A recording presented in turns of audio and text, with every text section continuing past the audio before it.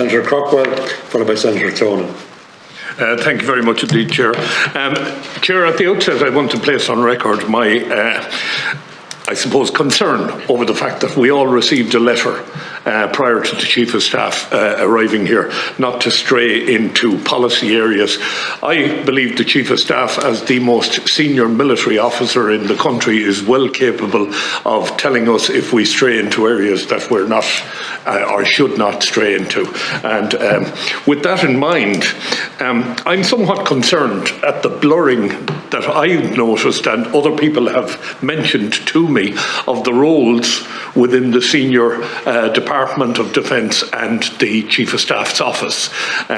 We see the Secretary-General taking security briefings. It's my understanding, Chief, that it is your job to offer security advice to the Minister of the day. And it has been said to me on one particular occasion, or said in my company, sure, anybody could be the Chief of Staff. I'm sure you wouldn't agree with that statement, and I just want to have your view on that. Now, you spoke about the centenary of commemorations, and indeed the Defence Forces did a tremendous job over the centenary of commemorations. However, I participated in a commemoration in Glasnevin later last year to commemorate some 1,000 members of the National Army who died in the Civil War. And no colour party was provided for that. And it caused a lot of distress to families. And I wonder, somebody told me, and I don't know where it came from, but somebody said that it was the position of the Defence Forces that this would have been a misuse of resources. I have never known the military to refuse a colour party for any commemorative ceremony, so I would be interested in your views on that. One of my colleagues mentioned the dreaded issue of medals, and I'm looking at veterans' issues here at the moment. I would ask you, Chief, if the Defence Forces is prepared to do what military all over the world have done and look back at acts of valour carried out by members of the Defence Forces. I'm particularly one of my own former battalion, Billy Cadian, who lost his life in the Lebanon, having set out to rescue or to warn colleagues of incoming mortars. Billy lost his life, and all that was awarded to him was the Military Star. Dick O'Hanlon and Martin Fahy from Galway and two other colleagues under fire rescued the former Sergeant Major Twenty O'Connor and got him to a medical aid post and saved his life. And there are countless stories of this type, leaving aside the dreaded Jadaville, which I believe has never been dealt with correctly, and I know we'll probably differ on that, and I'm happy enough with that. But isn't it time that we looked back at acts of valour that took place and commemorated those men, and it was mainly men at that time, who put their lives on the line in order to save a comrade, and see to it that they are properly recognised for that. I think it's extremely distressing that we haven't done that for quite a number of those men. The other thing that you mentioned there during your presentation, that any member of this committee and any former member of the Defence Forces is welcome in any barracks in the country. I have to say, I have on my desk now 30 Sergeant Majors, BQs, RSMs who are meeting, trying to come up with a veterans charter that they would advise the veterans organisations, yourself and the department on. These are all the most senior non-commissioned officers in the Defence Forces, and they have been refused accommodation in any barracks for a meeting. Now, I have actually funded one of those meetings myself, and I think that is outrageous that men who and women who reach those ranks in the non-commissioned ranks are being refused accommodation in a barracks to hold a meeting. They're not going to run away with the silverware or anything like that. On the operational side, my colleagues have mentioned the subsurface cables and the need for, if you want, subsurface surveillance. And I'm just wondering, has there been a revision of your procurement requirements for subsurface surveillance, both for the Navy and for the Air Corps? I believe the new aircraft that are coming online will be capable of carrying out subsurface observations. I want to move on now to the 2013 pension. Do you believe, General Clancy, that the 2013 pension scheme is actually detrimental to the retention of troops in service in the organisation? For the life of me, I know from my time in the Teachers' Union of Ireland that the revision of pensions that took place from 1996 and again in, I think it was 99 and again in 2013, each one of those have cut more and more and more into the pension schemes and have caused serious concern. But no profession is forced to retire at 50 other than the Defence Forces right now. And given that you can't draw down your supplementary pension while you're waiting to reach the age of 60, that's going to be a serious problem. And I think an awful lot of your young officers particularly are looking to a couple of years, a bit of service overseas, and then move straight into the civil service. And if we look in recent times, a significant number of commissioned officers have moved into the civil service. On the side of the non-commissioned officers, a lot of them who reach pension age are finding that the civil service is not an option for them because they're being hit with pension abatement, which is outrageous. The Working Time Directive, are you seeking any exemptions from that? And if you are, how many? And why would you be seeking those? I do understand there are operational issues that might cause you problems, and you might just outline those for the committee here. Now I'm coming to an end. The Army Ranger Wing, two issues on that. One is the allowances which have remained unpaid for years. What's your position on that? And the second one is, we've had a number of situations where the Gardaí have been sent overseas to look after ministers when they're travelling to Ukraine. Why not the Army Ranger Wing? Surely that is their role. They were sent to Afghanistan. They were good enough for that. So why are we not using them for trips to Ukraine? And the final one, which is of concern to a lot of serving soldiers, I'm told, is those that are being pulled out of UN duties to join a European battle group. Are they going to lose out on allowances when they join a battle group? I'm sorry there's so many questions there, and you'll understand, Chief, a lot of them are not my questions, but coming from former members of the Defence Forces, particularly on the veterans issues, and colleagues then that I would have known down through the years that are concerned about the direction which they think the Defence Forces is being driven. And if it is being driven in that direction, you're the one who has to save this, and I appreciate throwing these questions at you when you're only a short time in office is probably difficult, but I appreciate you taking the time. And I should put on record the tremendous job you did and the organisation did for Private Rooney and his family. It was one of the most moving days that I've been involved in a long, long time. What we do is we do look after our people very, very well, and I want to congratulate you and the entire staff on that. Thank you. Just on the commemorations, and that was raised by Senator Craughwell. As I said in my opening remarks, I'm very proud of the very conscious efforts, in particular over the last 12 months, that Óglaigh na hÉireann has been involved with in a very, I suppose, sensitive period during the 10 years of decade of commemorations. And I'm very conscious of our role and how we were to be very much an inclusive and mature organisation when it came to that. We do have plans around the commemoration of the national monument in Glasnevin. We have a date set for that. We have plans in place, and we've already received approval. So for others to go ahead and do that, I perfectly respect that, but we have our own institutional planning around that, which was already in place from the planning group which I established over 14 months ago to look at the totality of the year 2022. And that process has been ongoing, and a date has been set which is coincidental with the the transposition into legislation in 1923 of the standing up of the Defence Forces Oireachtas as an institution into the Act at that period of time.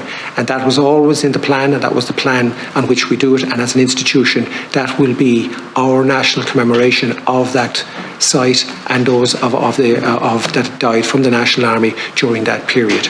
And that is the manner in which we do it. Of course, others are entitled to and are free to celebrate that or to commemorate that, should I say, in any way they see fit. But of course, as an institution, we have to observe and to honour and respect our own planning around that space, if you will. And so there was no disrespect. It was just purely a simple piece of our approach on it.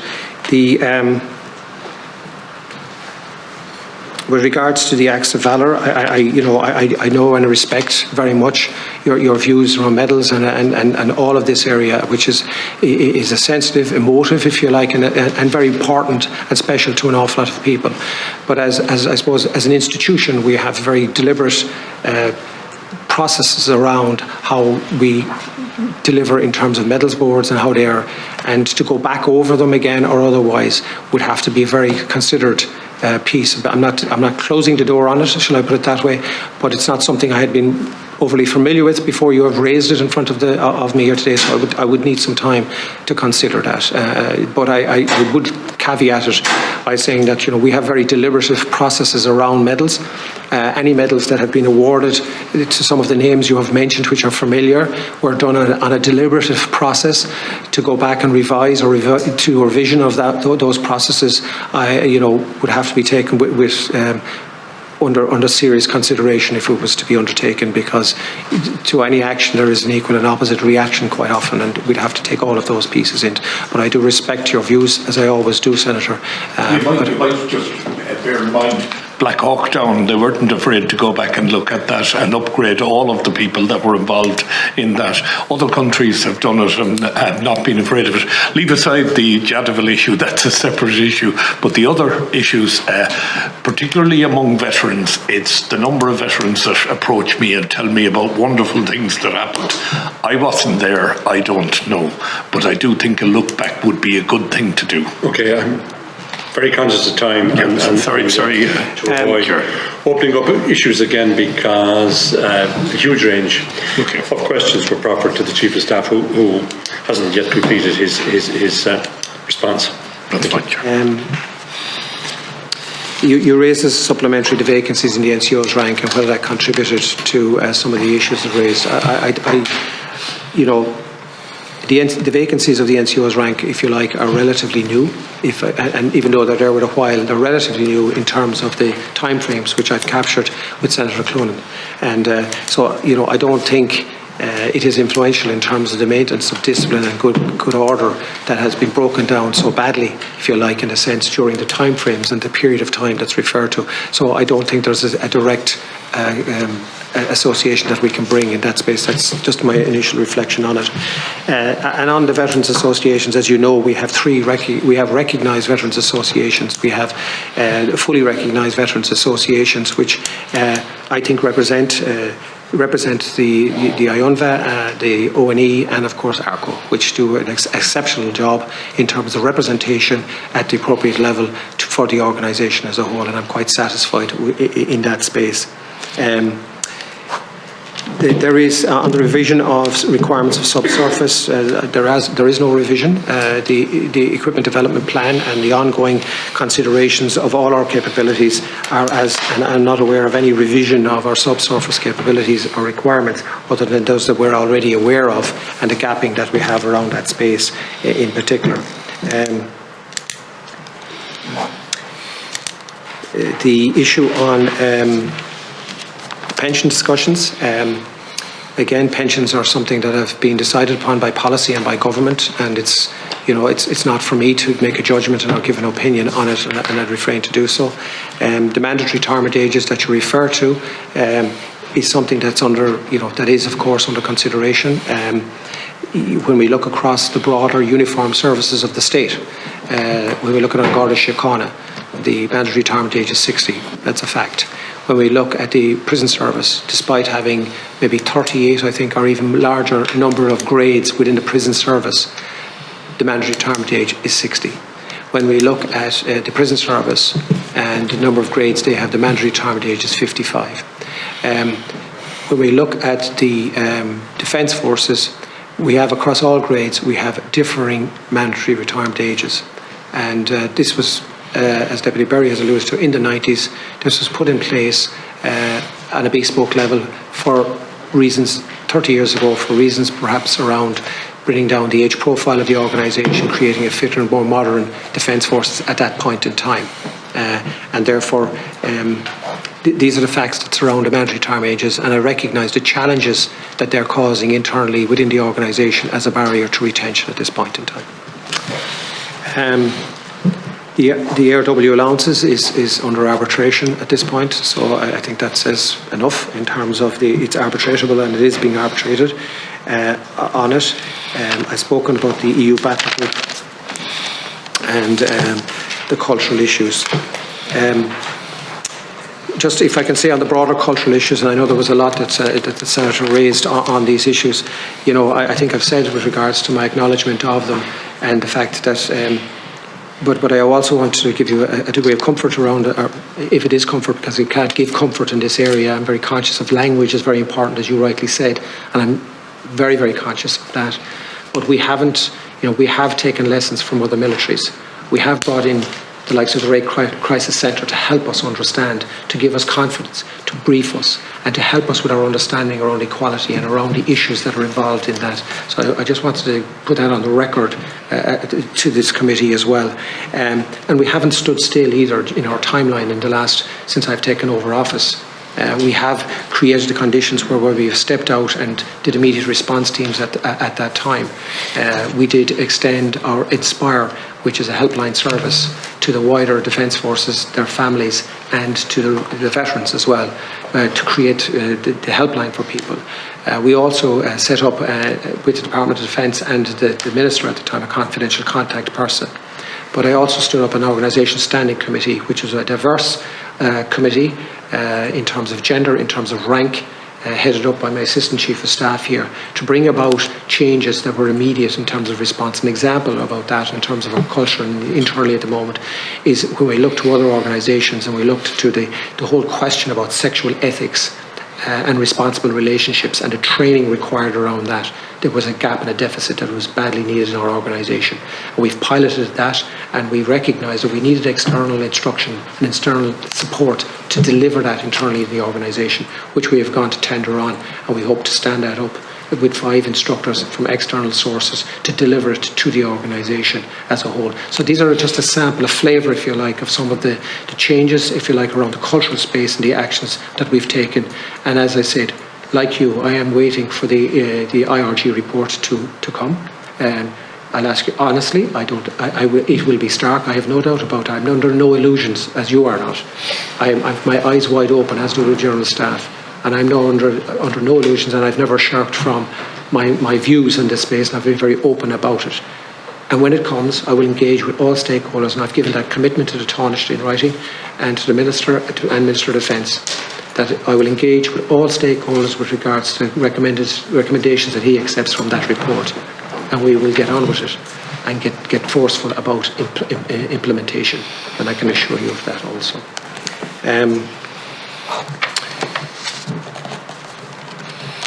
And from that, I think you can take that there won't be any pushback in terms of my position in terms of transformation of our culture. And I'm very, I won't say optimistic is the wrong word, but I'm very engaged to ensure that we achieve transformation in this space. And I think we have already made some progress, and we see some grass shoots in that space. And in terms of complaints received, which I see as a positive, in terms of bystanders taking action, and so on and so forth, there are clear examples of that in terms of people moving through the liaison process from an internal disciplinary process to an external Garda Síochána reporting process. We've seen many examples of that in the organisation, and I welcome all of that because it shows signs of a maturity happening within the organisation in terms of acceptance, and I can only change that.